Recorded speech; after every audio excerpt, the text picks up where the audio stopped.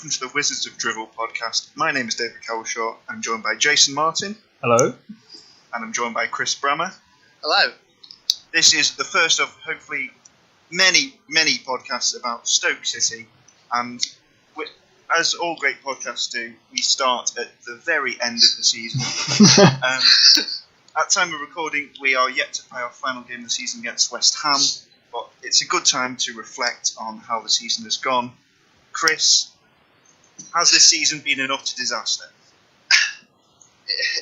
It's an interesting one, right? Because I was thinking about this. Because obviously we've gone through our show notes and I've been making notes. And on reflection, I don't know if it has been a disaster. Like obviously we're really disappointed. We're at the end of the season. We've gone on a terrible month of form where we've not won since March. But again, we're finishing the season, presumably, we hope, in the top 10 of the Premier League once again, which, you know, compared to where we were 10 years ago is a huge achievement. But I don't know, it feels very negative at the moment. And I don't know if that's because we're all heavily involved on Twitter and it's such a negative place. There's fans calling for blood and all that type of stuff. I really don't actually know how I feel about this season. I don't know about you guys, but I kind of feel like the turning point for this entire season was when we were heartbroken at the exit of the League Cup. What do you think? Well, yeah, I think that sort of December-January time is probably pivotal for this season, to be honest. I was having to think, because obviously, like, similar to you, I've had time to think about it and go, it's actually been that much of a disaster. And obviously, like, tensions can run high, like, mid-game, when normally we're on Twitter. And we're screaming for our heads, calling for Benitez and everything. But in terms of, I guess, overall, I think what it is, like, Hughes' teams have been notorious for having really strong spells, and obviously we were sold the proposition that the side would get better as the season's gone on. And the last two seasons sort of proved that. This season, it seemed like it shifted a little bit. So we had our sort of run and form came in sort of October to December time rather than this later stage. So as soon as that form starts to trail off and the bad form comes in at the end of the season, immediately you round off the whole season based on how you feel at that point, which is why a lot of people are sort of feeling frustrated. Tally round like everyone else, well, I guess you sort of pick and choose the teams around you to say, oh, look at Leicester, they've gone and won a title. But no one really compares them to, oh, look at Newcastle and Villa who've gone down.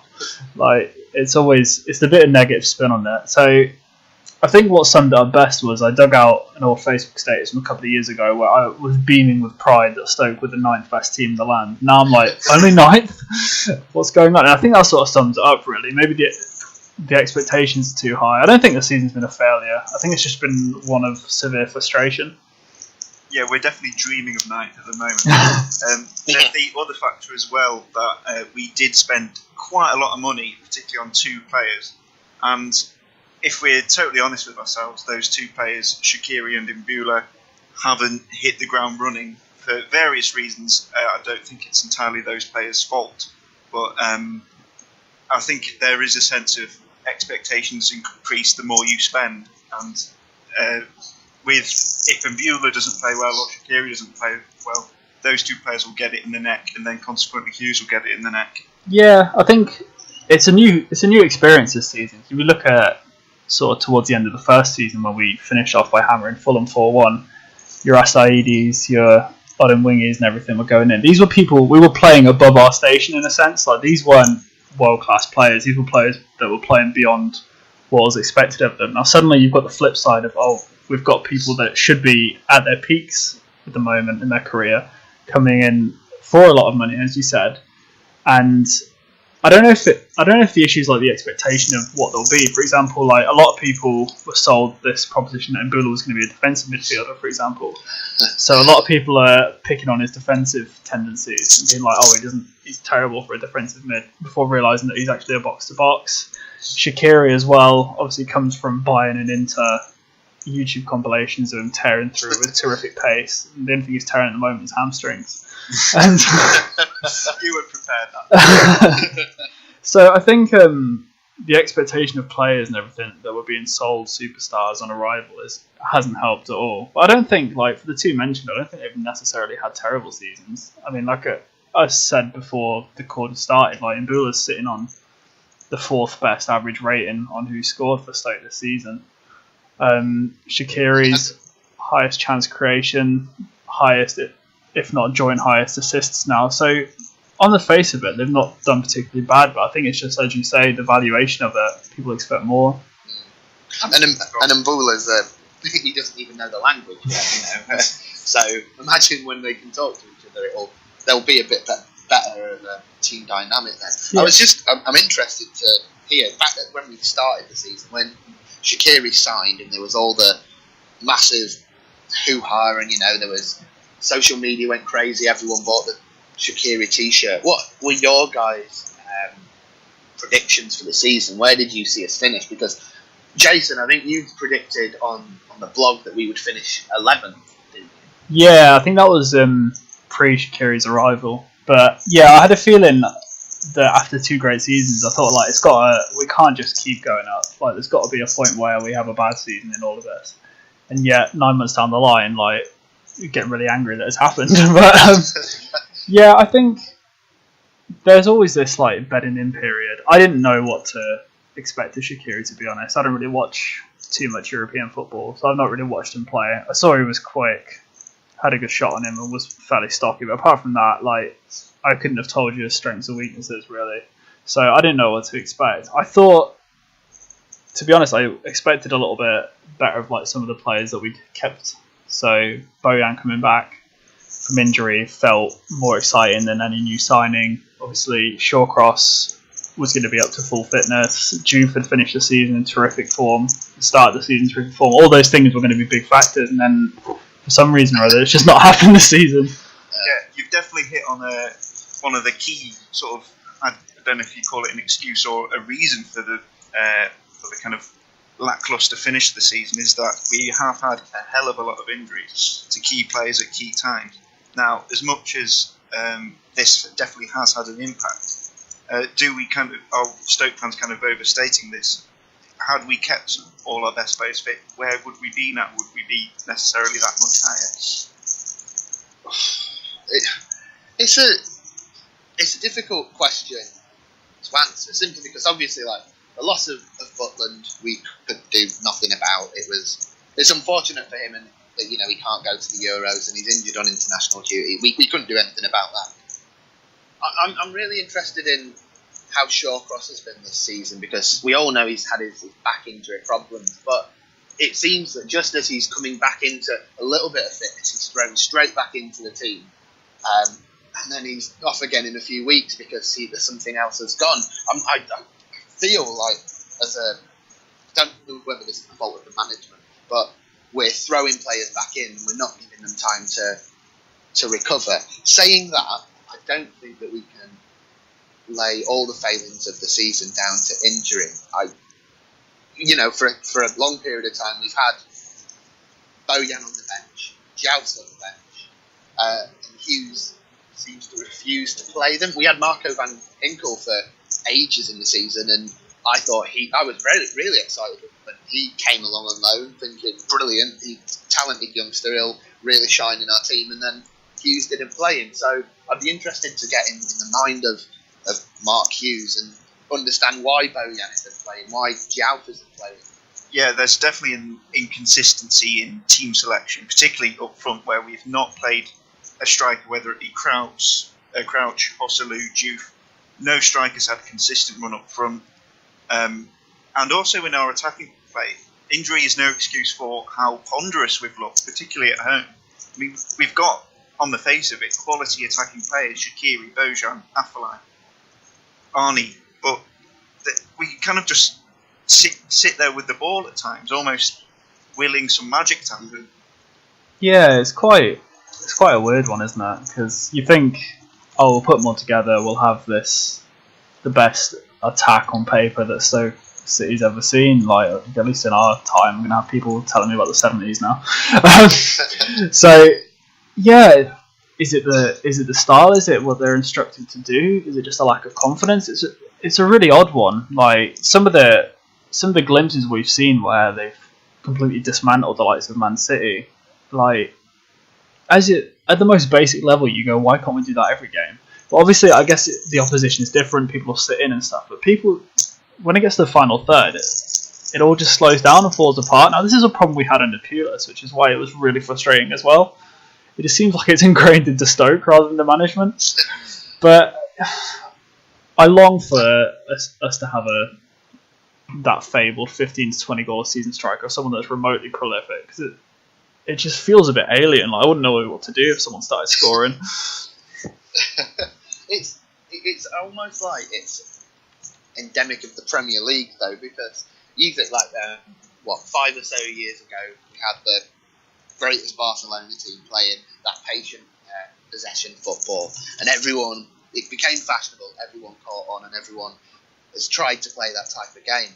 Now, the one thing that Magic Barcelona team had was really, really clever players. Now, we're trying to keep that, try and play that style, and teams will just sit back and defend. And with the greatest respect, you're not going to see Glenn Whelan playing pinpointed passes, breaking through defence, are you? I think that's true, and for all his sort of clamour this season, like Afellay in particular is he was shortlisted as one of the players of the season. Like, you're not going to see him make those incisive passes. And his credit in the last couple of weeks prior to his injury, like, he was finally getting there. He was getting some chance creation in and some goals and assists. But apart from that, like, when he was being put into, say, the advanced role in the number 10, unless he had Bojan in front of him, like, you're not going to get the sort of incisive play that you're going to get from Bojan or even Island and Adam in that role. The Man City game was interesting for that because unless I'm mistaken, we played Bojan as a false 9 and Afellay behind him.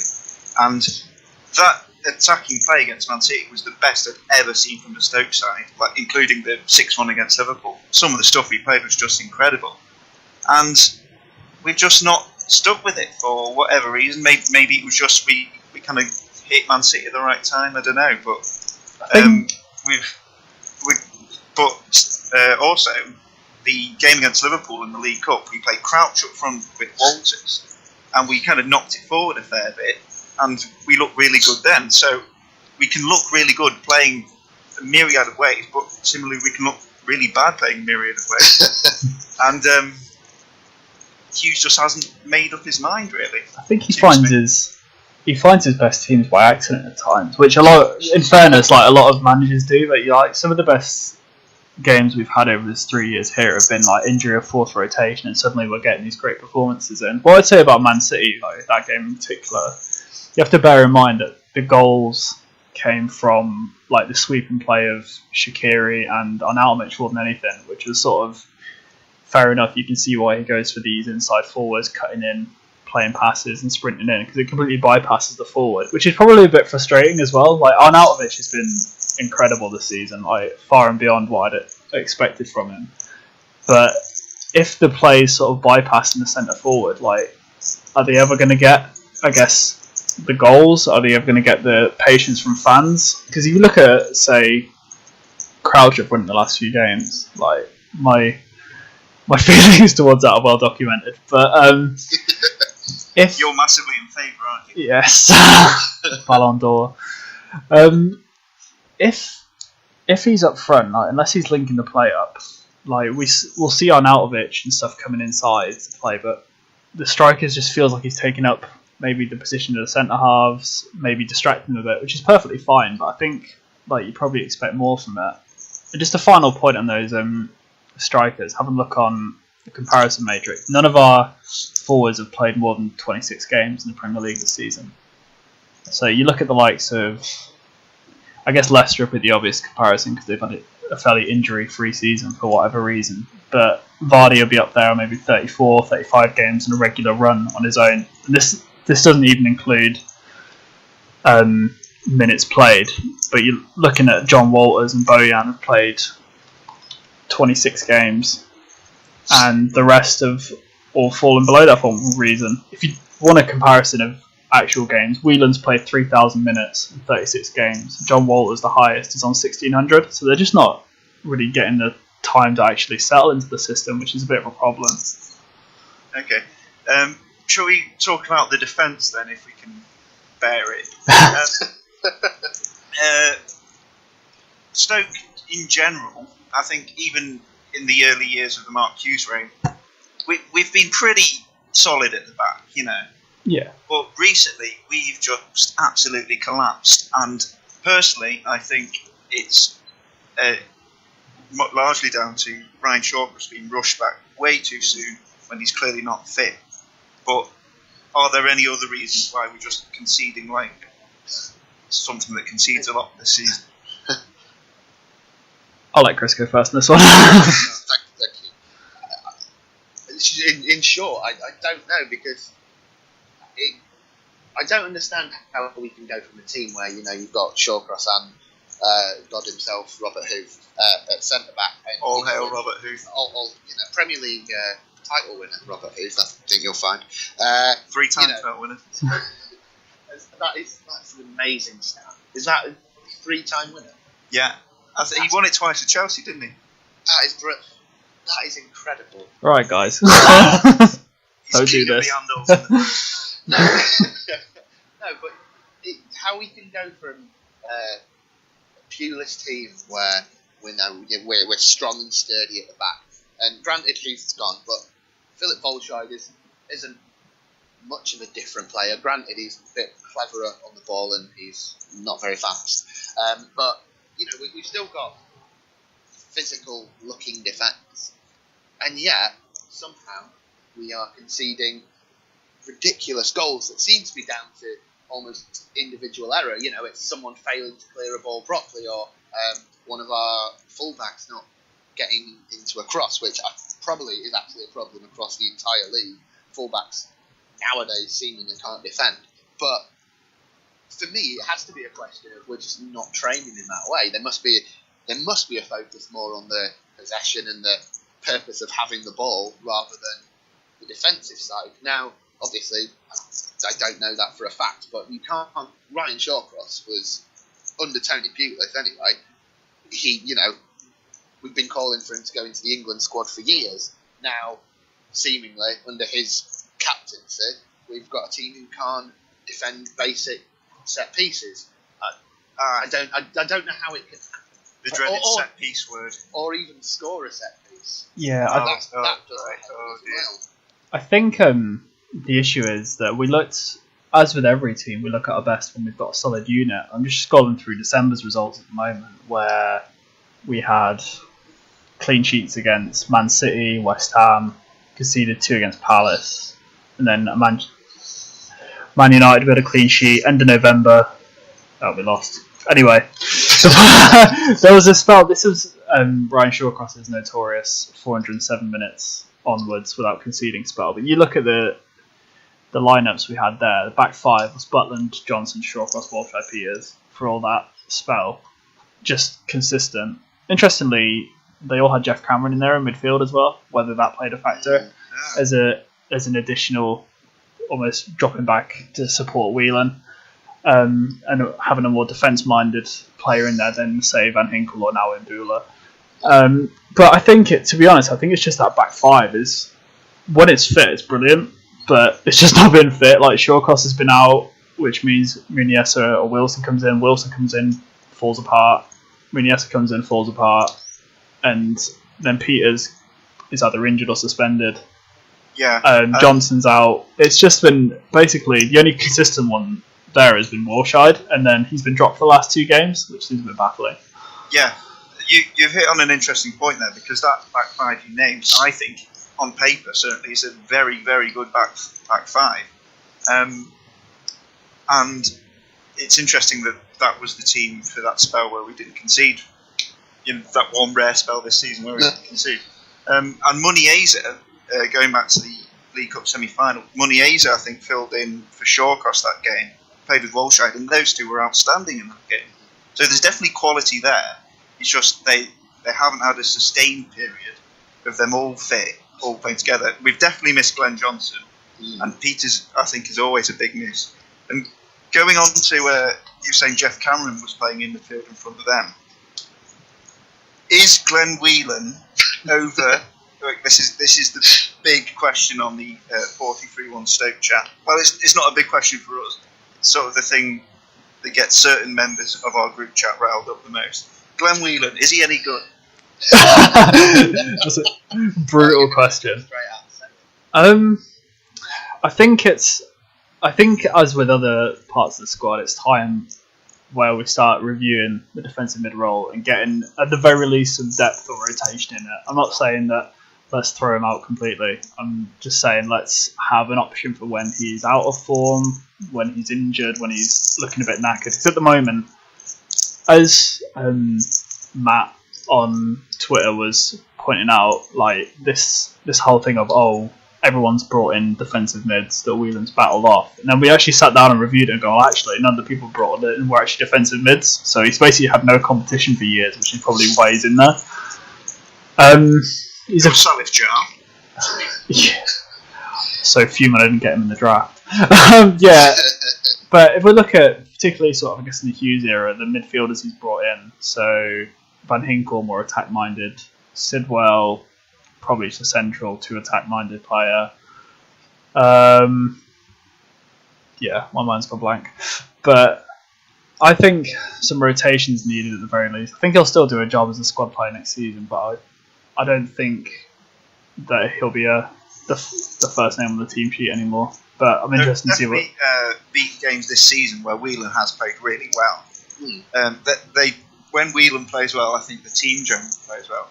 He kind of suits those games where there isn't sustained periods of possession for either side. He kind of suits those scrappy games where he can nip him and win the ball.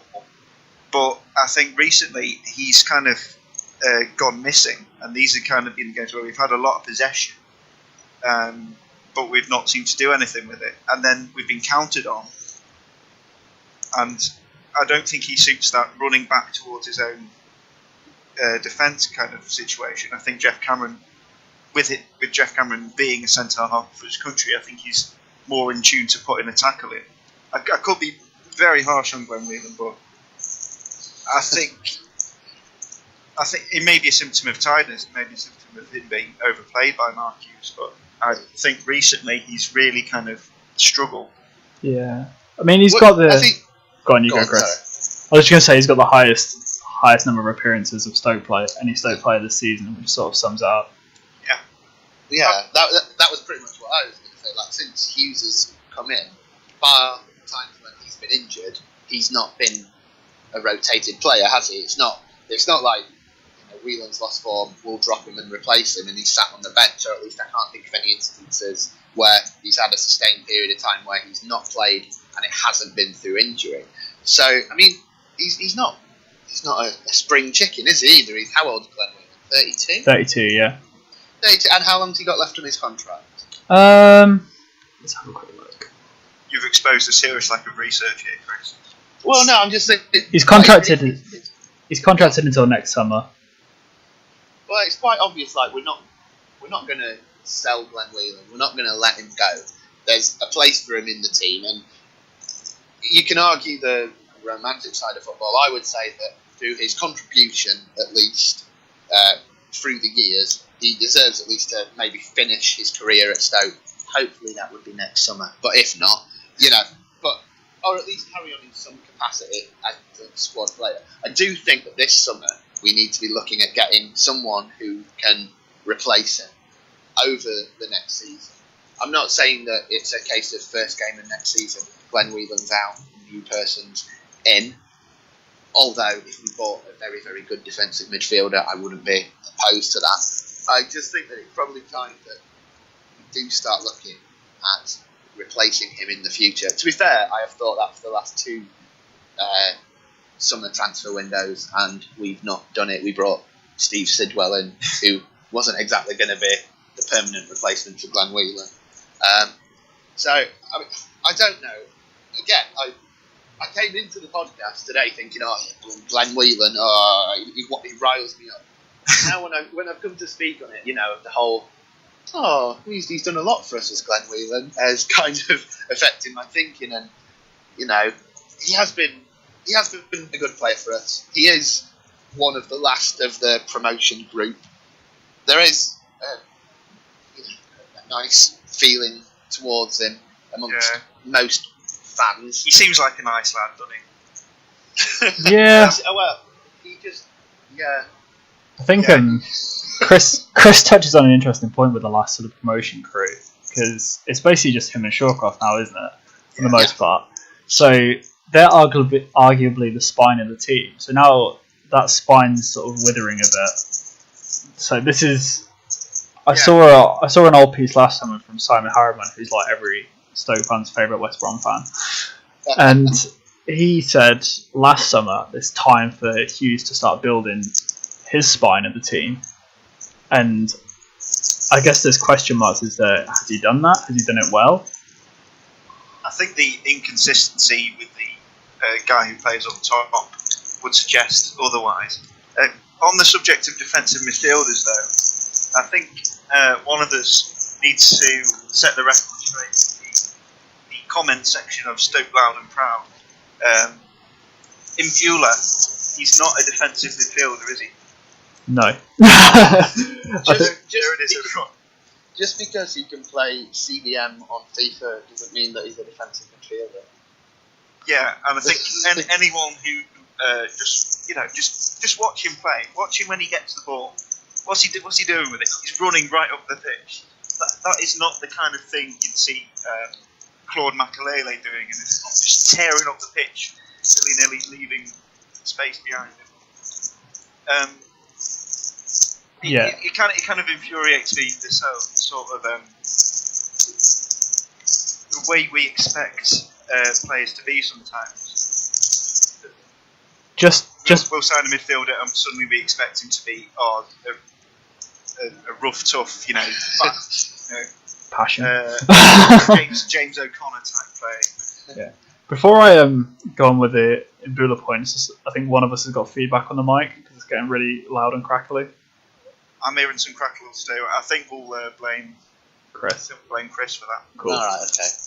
So on Mbula, look at the stuff he's been lauded for since being here. Like you look at Squawker on Twitter, they'll be like most take-ons completed. It'll be Mbula for most games, and that's pretty much just sums him up. Like the defensive midfielder, so you Whelan will win the ball, play it to Mbula, he'll take on half the team, play it to the attacker, and in theory that's his role, going from box to box. Now him not going back, breaking into a sweat and wearing gloves in April seems to be raging on Stoke fans. And I think it's just a different kind of player to what they're necessarily used to. And I think this is going to happen a lot now that we're, I guess, shopping in European markets, changing styles a bit. It's not the old style 4-4-2, I guess, 2 centre midfielders, wingers and 2 strikers that people are used to. There are these varying styles of players and the challenge to really fit them into the side. And there's going to be plenty of frustrations with the players, maybe through a lack of understanding of the role at times, but maybe just, I don't know, maybe they just don't like the player. That's interesting because I recently saw a statistic that said Stoke have we don't have an English player goal scorer this season. None of our English players have scored, and in fairness, we've only got 3 on a particular basis: Crouch, Johnson, Shaw. And Butland. Yes, of course. Come on, Jack. Pitch in some goals, mate. Yeah, if Asma can do it, you can. Yeah. And the Twitter account that posted this statistic that we haven't had any English goal scorers this season said Stoke should be ashamed of themselves, which I found pretty interesting. But I think the more we're frustrated with this more continental style of play, the more we're frustrated with the likes of Shaqiri and Bula for not performing to the highest possible level. The more we get these calls for, we need some English grit, we need some English passion, the dreaded P word. Yeah, I think if you're moaning at overpriced players, I don't see how going for an English player is going to be a solution there at all. Yeah, we could always try and sign James Milner for 20 million, I suppose. No, I think you're absolutely spot on. People will revert back to this passion, leadership, and grit and stuff, which is why I asked on the 43 on Twitter earlier, what is passion? And people I was just reading that. We've got some incredible responses. We have. In terms of the interesting and serious ones, I think it's just people that will go in give it all on the pitch. I guess people want a high intensity, leave the pitch sweating sort of approach. I think it's fair enough to ask for more intensity. There have been times this season where we've kind of looked ponderous, but I don't think that's that's anything to do with being English or being a really pumped up player. I think just maybe need to play at a higher tempo overall in our attacking play, and I think the players we've got at the moment are capable of doing that. Yeah, I think it's a natural thing to revert to. It's like the body language debate that rages on with Arnie. Like throws his arms up in the air, and that it counts more than the 50-yard chargeback to get the ball back. Yeah, the amount of grief Arnautovic gets when he, in fact, is probably one of our most hard-working players. Just because he has a little moan when Joselu misses a perfect cross he's played in, and then everyone goes, Arnautovic, why aren't you doing this? Why aren't you doing that? He's our top goal scorer this season. He's by far and away our best attacking player. And I'll call him the Higginbottom school of fan.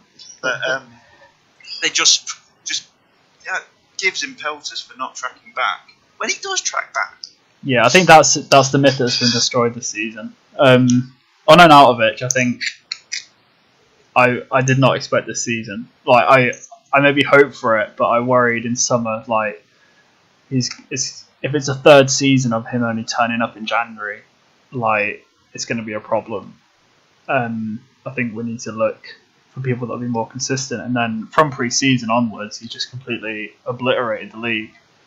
And I think in my brief lifetime, he's probably one of, if not the best winger I've seen at Stoke, which is a bit weird because he's not a genuine winger.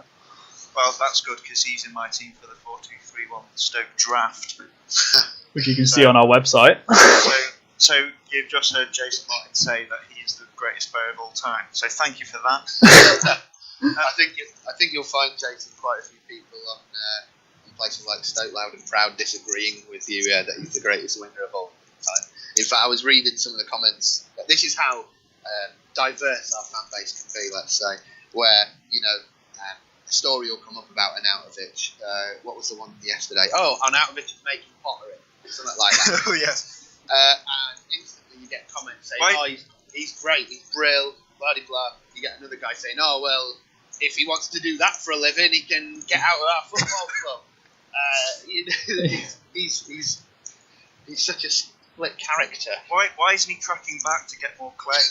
Yeah. I think there was one brilliant one that was like, oh, if you don't want to sign the contract, then leave. Like, if you stay, then great, but if not, then go. We don't want you and stuff. It's just like, yeah, it's the classic childish attitude.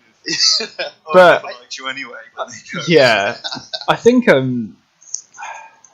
the question is though. I guess this is going to roll on to one of David's points. Like, is he our player of the season? Well, that was exactly what I was going to move on to in terms of just recapping the season. Who is our player of the season? Jack Butland, of course, was a clean sweep of the fans' votes at the player of the season awards. Marko Arnautovic won players' player of the season, which I thought was quite interesting. I think it's very hard to not give it to Butland purely because of the standard he set. And interestingly enough, Butland is one of those players who didn't have an expectation foisted on him. He wasn't a big money signing. He went in goal because we'd sold Begovic and had, signed a first choice goalkeeper. We'd signed a couple of backup. So he was a surprise player, And had we signed him for 30 million quid, would we be thinking of him the same? I think we'd still appreciate that he had a really good season, but I think it's partly due to the surprise of how well he's done that's won it for him. Yeah. And you know what? I'm complete opposite because I fully expected him to have this good a season. I think that the hype was always there around him, being a future England number one and all this stuff. And granted, he hadn't played a lot of games for us, but I fully expected Jack Butland to have a really, really solid season. And for me, I would say Arnie is our player of the season, simply because, like Jason, I think, alluded to earlier, I kind of was expecting him to have inconsistent third season with us, where he would hit patches of really good form and then he would drop off and get shouted at from the terraces. But I love Arnie. I loved him. I can understand some of the criticism, but I think he's a fantastic player. But this year he has really surprised me just with how consistently good he has been. Yeah, I think obviously Chris has pretty much mentioned my thoughts that Arnie goes down as my player of the season.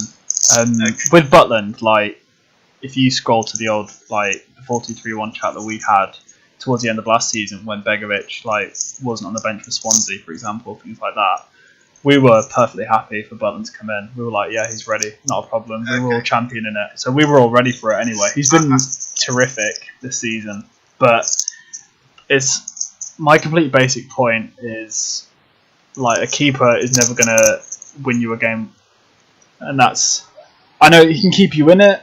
Like, he can make a string of saves to keep that clean sheet, but it's the goals at the other end that count. And Arnautovic is like carried an attack this season and won games on his own. And I think for that reason, he just pitched Butland to it.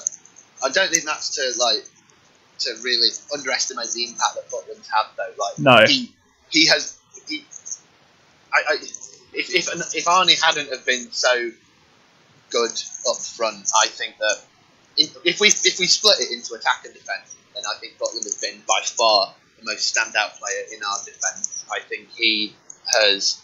Well, you only have to look at how we've been since he's got injured, and how, granted, Shea, given he's dead, isn't it? Sorry, ladies and gentlemen. So we've got some bad news to announce about Stoke's second choice keeper.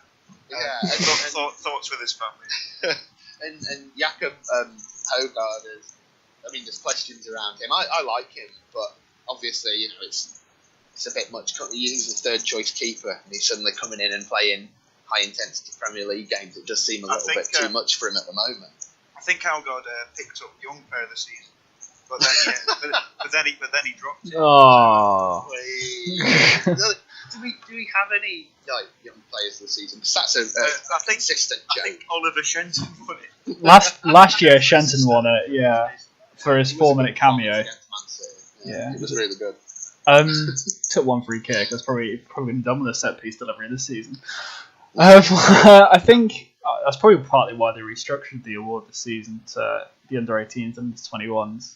Congrats to Edwards and Taylor for winning them, and we look forward to, I guess, not seeing you in those current years. I like the highlight packages that they produced, though. Yeah, that was really good. That was brilliant, and I think we do like that. And one of the reasons I'm looking forward to, just away from the academy and stuff, looking forward to American pre-season is the games will be streamed on YouTube, so we'll be able to get the full 90 minutes in, which I wish we do. But I know the club looked into it last season for the academy streaming, but there was some obstacles. What I've just realised. Sorry.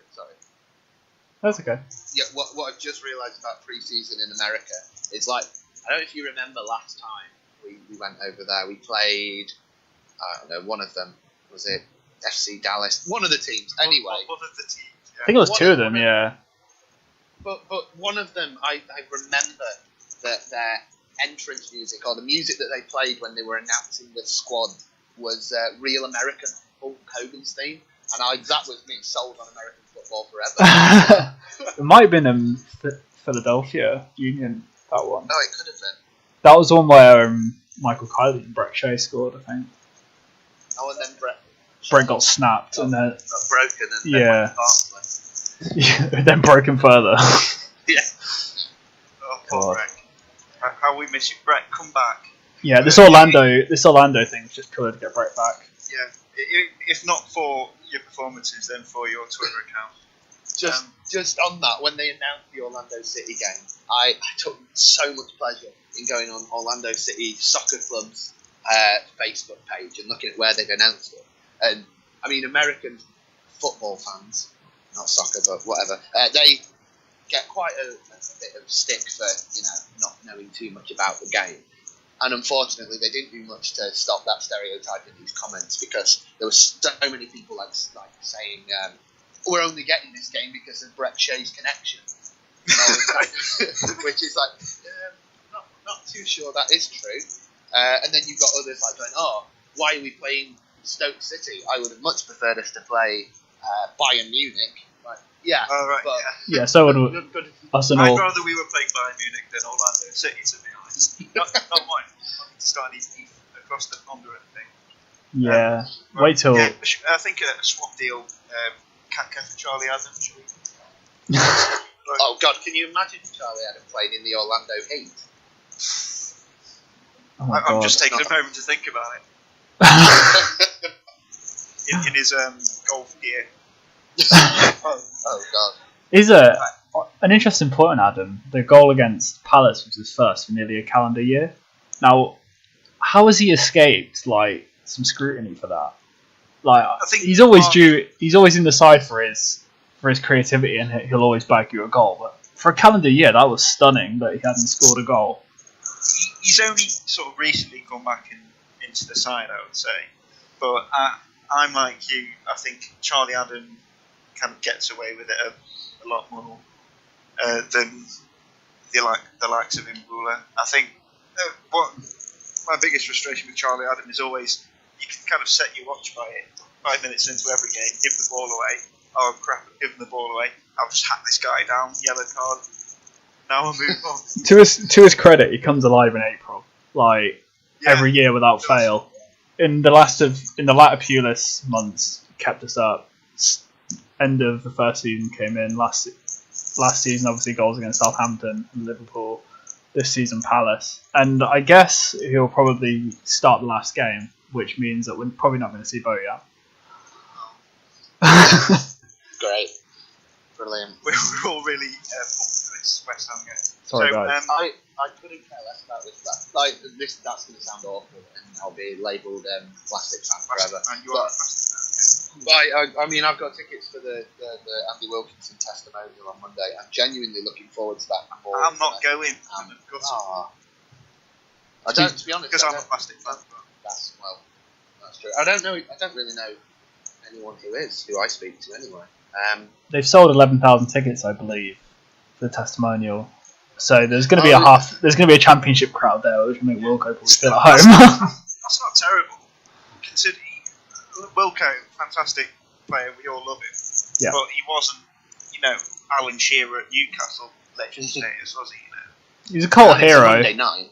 Yeah, it's Monday night, which seems utterly baffling to me as to why he put a game on at that time. There were rumours that it was. I definitely would have gone had it been on a Saturday. Yeah, I think the rumours were that they were tearing the pitch up the following Saturday, which is why they couldn't do it. But again, like logistically, it is a bit of a shame. But even with 11,000 there, it will be a great send off. I guess the best, most recent player for our academy. Sorry, Sean. Yeah, and it's kind of a send off for that Pulis era team because that kind of got broken up gradually. You never got a proper goodbye to the likes of Liam Lawrence and the whole promotion winning squad, the likes of James Beattie and stuff, kind of ended their Stoke careers with a bit of a whimper. Even Fuller. Even Ricardo Fuller, when he played his last game, it was out wide. Just remembered it. I think it's kind of. It sounds harsh, but it's not just about Wilco. It's about that whole set of players that got us promoted and established us in the Premier League, and also Dave Kids. Yeah, I think it's, and I guess on top of that, it's goodbye to the word Britannia on the stadium. So it's just like the ending of an era in so many ways. Yeah, we are selling out to corporate sponsorship, of course, for the first time. Yeah, our traditional Britannia name that was in no way a corporate sponsor has gone. What do you think of the Bet365 stadium? Do you just think of it as not really bothered? Still the same stadium. I'm absolutely fuming they didn't go for the Bet365 arena. Yeah, because I had that call for 2 years and they didn't go for it. It's such a waste. Arena sounds better. It does. I think overall though, it's just the name, isn't it? Like even like colloquially, like the off to the 365 sounds okay. Off to the B3. The bet. The bet sounds terrible. Yeah, from the Brit to the bet, that's what it is. So, going back, kind of rattle through some end of season awards, we've kind of got a consensus here that Arnautovic beats Butland as the player of the season. I'm personally more in the Butland camp, but I think I've been outvoted 2-1 here. Any other sort of third place candidates you want to give a shout out to? Walshide. And that's going to probably rustle a few. Yeah, that's probably it, to be honest. Take Shea, I think for breaking Stephen Ireland's leg. No, for his we're unbeaten with him on the pitch, aren't we? We haven't lost. We haven't even drawn with him on the pitch. The man is just incredible. I think if Glenn Johnson hadn't got injured, he would have really been in with a shout. Yeah, that's a good point. One of the awards, because I mean, he was a player who came in and I had no expectation in whatsoever. Yeah. And he, for me, during those first few months, anyway, he was one of our best players. I mean, we didn't win a game until September, and I felt that Glenn Johnson actually during those first few months, first few fixtures anyway, was the actual one positive coming out of there. Okay. Yeah. Right. Yeah. Goal of the season, the official award went to Drivel and Shaqiri. Are you in agreement with that? Probably, yeah. I think this reaction kind of indicates we're not entirely sure he meant it, are we? It's not just that. I think it's just been a season for very few goals, let alone good ones. I think I would have gone for Arnautovic against Man United purely because he hit that with so much pace that net saved lives. Shaqiri's was a moment of brilliance. I think Adam's TalkSport interview afterwards sort of took the shine off it a little bit. They said it was definitely a cross or whatever, but his was definitely a long pass at Stamford Bridge, so I let that slide. So yeah, I've got no problem with Shaqiri getting it. Josselu's goal against Bournemouth as well. That's pretty very nice. We're doing Watford. Watford, sorry. Yeah, Bournemouth was the header. I was thinking the same one as well. Yeah. Yeah, you're right. There's not been a goal that really kind of knocked your socks off like Crouch against Man City. Who won it last year? Was it Bojan against Rochdale? Adams won it. The Stamford Bridge. Goal. Oh yeah. Bojan's Rochdale one was good. Even then, like I don't know if the voting could close for it, but like Nzonzi's goal against Liverpool, there was some good long range hits, but there's also those like Bojan runner ones where even from the first season, for example, when he was tearing through Spurs for fun, just things like that. It's just been a lack of it this season. So I think before we go, we've got a game against West Ham tomorrow. Shall we just have an opportunity to embarrass ourselves by saying what we think that score will be? Yeah, let's go for it. Chris first.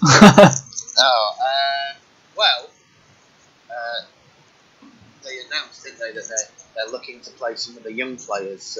Oh no, that was Sam Allardyce at Sunderland. I've got confused. I still think Big Sam's at West Ham.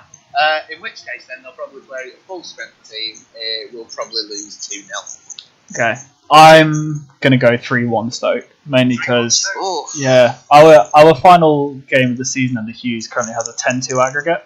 We're beating Fulham 4-1 and Liverpool 6-1. So at the last game of the season at home, we normally trounce everyone. And the recent rumour that Payet's out tomorrow. Oh, really? I Yeah, so think I need to change my fancy team now. Yeah, he's gonna get benched on mine for Mahrez. But I think, I think we'll pull a random one out the bag and secure. We're definitely due a win. So I'm kind of strangely optimistic, despite having no kind of factual evidence to base it on. I think 2-1 will sneak it. I think we'll actually false 9 tomorrow. That's my guess. Okay. He's been resting Bojan all the way since this last match. This match is so important to him. Hates West Ham, so he's going to unleash Bojan now. He's going to hobble off a cramp after half an hour. Right. Okay, and going into the summer, we've got the Euros, and what are you expecting us to do in the transfer market then? Shall we be looking at players from the Euros? Should we just hope our scouts pull something out of the bag? Are there any players you'd in particular like to see us try and go after? I think the recent links to Redmond would be a good start. Like even only his depth. Like I've been screaming for a third winger since Moses, I guess, went out injured. Rasaidi left. Things like that. Townsend maybe another one domestically, but I think they'll probably look abroad. It'll likely be someone that we may not be too aware of, as with previous windows like Arnautovic. I don't think anyone heard of Shaqiri before he arrived. No, I think with the Euros, it's interesting, isn't it? Because it's basically an expensive shop window. It's always a bit of a risk to buy off the back of that. Sometimes they work, sometimes they don't. I know that, for example, Liverpool gambled on Origi after the World Cup back in 2014, and that's starting to show some serious potential now. I think we could probably get a young talent in if they perform in the Euros. Obviously, it may mean spending a bit more, but I don't think that the club's averse to that anymore. Looking at this year, which is a bit of a shame because I liked it better when we were going for the cheap gems than the big deals personally. But yeah, I think a winger, a defensive mid, probably a centre half, purely because I didn't understand the extent of Shawcross's back injury and the likes of maybe Wilson leaving in summer, and then maybe some wing back cover on the left side for Peters and just play one of the strikers. Okay, Chris, are you in agreement with that? Yeah, pretty much. The only difference I'd say is I'd like it that if we'd identified the targets that we want to go for already, I feel like we have to go into this summer with a bit of a plan of where we want to go, and I'd hope that we have some players earmarked that we want to go for, and hopefully the Euros won't pay too much. Won't make too much of an effect on that, simply because you're paying double your money after a tournament. So I'd hope we've identified players already, just like we'd identified Shaqiri last January. Okay, I think that's a good place to leave it. You've been listening to Wizards of Drivel. First, shall we try and do another one of these? We'll see the reaction first. We might run out of Stoke-on-Trent for our opinions of Glenn Whelan. But if you do want to get in touch and abuse us on Twitter, that's probably the best place for it. You can find us on @4231Stoke. My name is @David Cowlishaw on Twitter. Chris, what is your name on Twitter? It's @Brammer, which is my last name, which I share with famous Stoke legend Dave Brammer, with an ED on the end. Okay, and Jason? It's SCFC Jason for me. Okay, that's it from us. Thank you very much for listening. Here's to 3 points against West Ham. See you later.